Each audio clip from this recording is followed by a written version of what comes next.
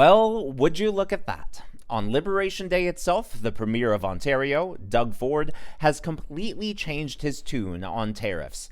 Earlier today, just hours before President Trump spoke in the Rose Garden, revealing his plan for retaliatory tariffs, Doug Ford appeared on CNBC and said that he'd be willing to lift all tariffs against the United States as soon as tomorrow. Take a look at this. Let's sit down and discuss this, because it's just going to hurt American jobs. I can't stress it enough.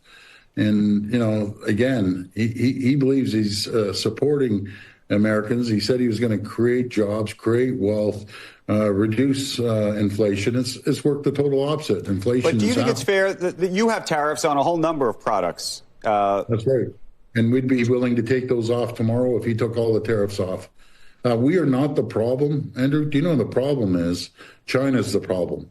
And he's taking a blind eye to China as they continue to build their critical mineral mass. We have all the critical minerals that our great neighbors need. We have the energy that our great neighbors need. I just want to go back for a moment. If, in fact, you're prepared to take your tariffs off, why wouldn't you have that negotiation and that conversation now before any tariffs get put in place? Well, we've had this conversation for over the last month. We don't want tariffs. We have another $65 billion worth of tariffs to launch today. That's the last thing we want to do, because it's just, again, it's going to hurt both countries. It's going to hurt American workers. That's the last thing I want. Andrew meant take the other ones off, not the ones you're launching today. The ones that you already got. You're saying you take all your tariffs off. I'm saying we will take them off. That's right. Then why is that not? I guess my question is, why has all of that not already happened? And does President Trump know that you'd be prepared to do that? He knows, and Secretary Lutnick knows that we're willing to take these tariffs off, like in the next minute, if he said he's taking their tariffs off. So let's look at the auto sector. What a complete change in tone and in tune. Just 5 days ago, Doug Ford appeared on TV and said that he wanted to, quote, inflict as much pain as possible on the American worker. So it's really hypocritical. It's really ironic and, quite frankly, just flat out dishonest for him to be saying he's looking out for American workers and looking out for American industry. No, he's the Premier of Ontario. He's looking out for his own people, and he's made that very clear. I don't think you can get more clear than saying you want to inflict pain on the American worker. This is Doug Ford in his own words. $65 billion of tariffs that we have on the table that we can launch towards the U.S. We have to run through every tariff and minimize the pain for Canadians, maximize the pain for Americans. And I feel terrible for the Americans, but it's one person, it's President Trump, that's creating this chaos. And not only did he want to maximize pain for Americans, he also threatened to cut off energy and power to the northeastern part of the United States. Yes, including schools and hospitals and nursing homes and a lot of critical infrastructure. Now, of course, the U.S. has enough energy to take care of that. Like, that is more of an empty threat. But that just shows you where Doug Ford really stands right now. So, again, just a speech full of hypocrisy, and his tail is very clearly between his legs right now. Well, Trump's tariffs, before they even took effect, have actually given his administration and given the United States a lot of negotiating and bargaining power. Many countries have already started folding. According to Reuters, Israel has now eliminated its remaining tariffs on U.S. goods ahead of Trump's move. So that's at least one country that has eliminated their tariffs thanks to Trump. Mexico, which was perceived and anticipated to actually increase their tariffs, according to Reuters again, Mexico will not go tit for tat on tariffs with the United States, Sheinbaum says. Now, India has surprised everyone by actually coming to the negotiating table. Exclusive, India backs EV tariff cuts for Trump trade deal, defying automobile lobbies, sources say. Now, this is a big deal because Tesla plays a big deal in this, and India has its own EV manufacturers, and many people in their auto industry did not want to lift those tariffs because they understand that Tesla is actually more valuable and more desirable to their consumers over there. So this is actually going to be great news for Tesla, bad news for India's own automobile industry, yet they have folded. And that just shows, again, the power that these tariffs have as far as being a negotiating tool.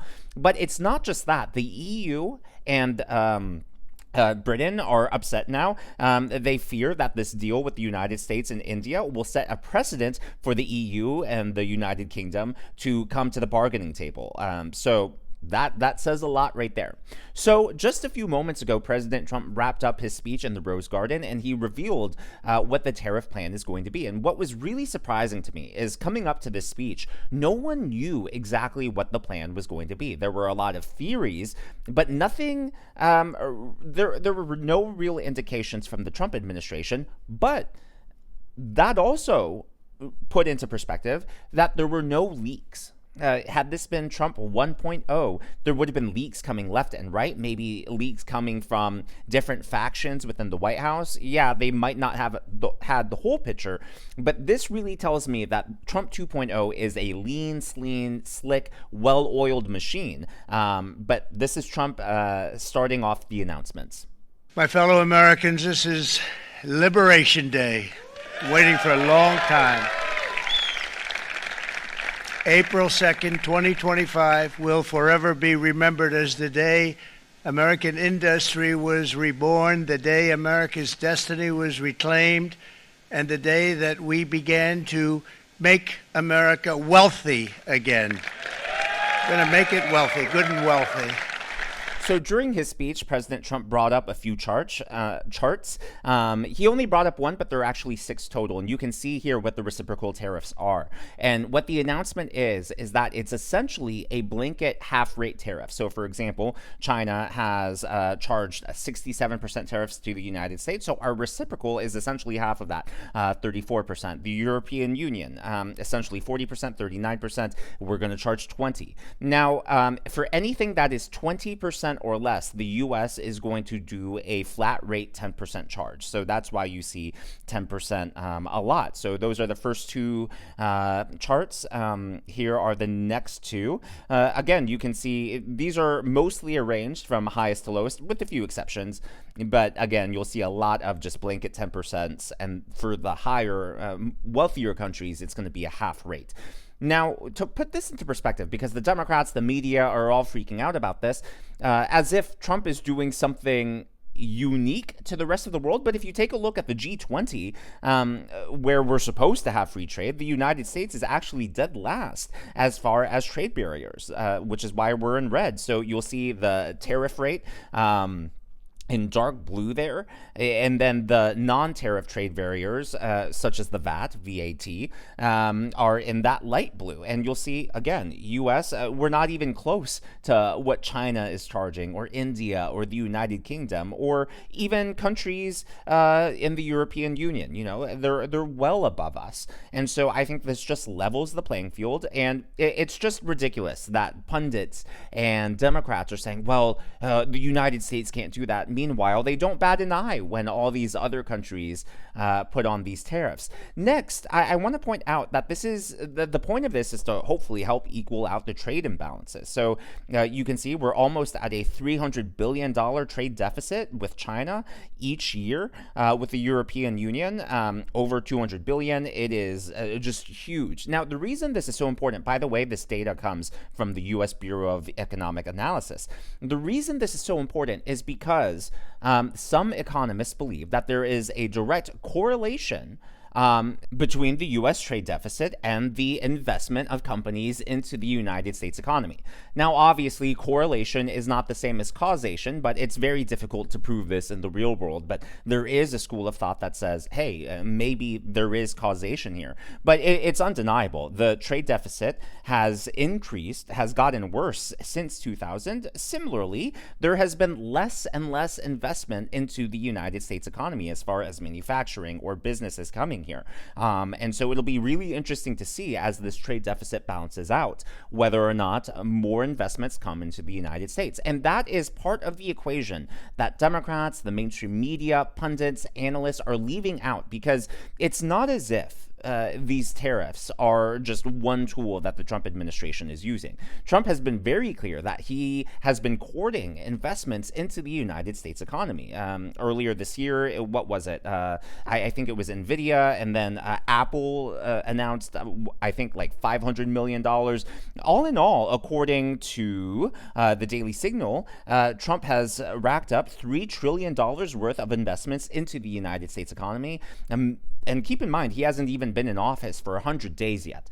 Some of those deals were made prior to his inauguration, but any way you slice it, you can't deny that it's a great thing that trillions are going to be invested into the economy. That is great for American workers as well as consumers. And I think that the hope is that when you have these tariffs, it's going to drive investment and a desire to purchase products that are manufactured, made, assembled, all of the above here in America. And I think Tablet Magazine puts it best here. It is true that tariffs raise the prices of imports relative to domestically made goods. That is their purpose, after all. But once they have been adopted, they being tariffs, competition among domestic producers and productivity growth can lower prices for consumers, as happened in America's protected domestic markets before World War II. And that is the hope there. And we've been doing things, we as a country have been doing things the last few decades, which clearly have not worked. Things have gotten worse. And I don't think there's anything to fear with trying something different. And personally, I think, similar to working out and fitness and exercise, no pain, no gain, right? And I think here, sure, there might be some short-term pain, but if the long-term gains are as extraordinary as Trump and several economists are promising, then, hey, I personally am all for it. But as always, all of that is just my analysis and commentary. That is what's going on in the world of politics from my point of view, and I would love to hear from you. So obviously, a lot of different stories all related to tariffs in today's video, from Ontario Premier Doug Ford appearing to cave to Trump's tariffs, to various countries like India, Israel, and Mexico also backing away. Obviously, if you have any thoughts on those, let me know down in the comments below. But I'm most curious to hear from you. Are you excited about the tariffs, the retaliatory tariffs, or are you worried about it? Is it a mixed bag? Personally, like I said, I am hopeful. I hope that it does bring revenue to the government, and not revenue. My hope is that it's not revenue to spend, but revenue to pay down the debt, because I think the debt is a ticking time bomb. I think that is a terrible crisis.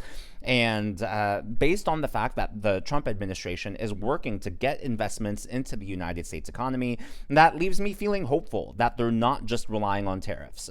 Many, again, economists and Democrats and left-leaning analysts say, well, tariffs can be good, but they can't be used alone. Well, they're leaving out the other half of the equation, which is the Trump administration is so obviously courting different sorts of manufacturers to come back into the States. The most obvious example is the automobile industry, which they're trying to revive. And I know this seems unrelated because it's not, it's more of a cultural observation than it is a political conversation. But I think many of you would agree that many of us probably consume too much or are wasteful with food, purchase more than we can eat and throw it away, or are so consumed by fast fashion, the cheap clothes that you buy, it lasts a few months because it's so cheap, and every time you wash it, holes appear. I've been a firm believer in that.